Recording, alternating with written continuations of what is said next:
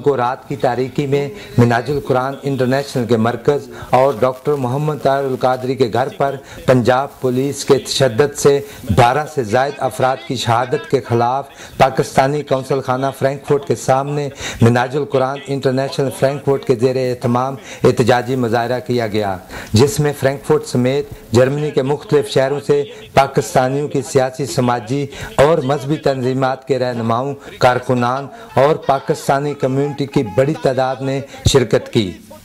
جن میں پاکستان مسلم لیگ کاف، Pakistan Peoples party Germany, Pakistan Tehreek Insaf MKM Germany اور اسلامک سینٹر فرینکفرٹ شامل تھے۔ آج اگر ہم اپنی تاریخ دیکھیں کہ پچھلے تواتر کے ساتھ یہ ظلم کا سلسلہ جو ایک جاری ہے،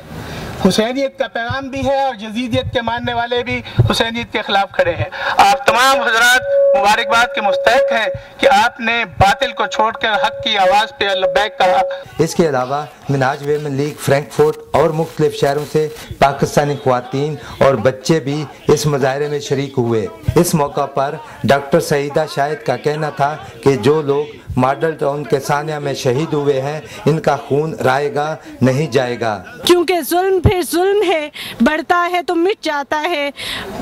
خون پھر خون ہے، ٹپکے گا تو جم جائے گا، خاک صحرا پہ جمے یا کف قاتل پہ جمے، تیغ بیداد پہ یا لاشا بسمل پہ جمے، خون پھر خون ہے، ٹپکے گا تو جم جائے گا۔ کٹتے بھی چلو بڑھتے بھی چلو،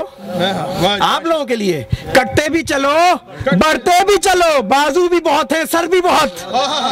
کٹتے بھی چلو بڑھتے بھی چلو، بازو بھی بہت ہے سر بھی بہت، چلتے بھی چلو کہ اب ڈیرے منزل ہی پہ ڈالے جائیں گے۔ مظاہرہ کی انتظامیہ نے قونصل خانہ کے وائس کونسلر چودھری وقار احمد کو ایک مذمتی یادداشت بھی پیش کی۔ مظاہرے کے اختتام پر ماڈل ٹاؤن کے شہداء اور MKM کی رکن نیشنل اسمبلی کے لیے دعا کی گئی۔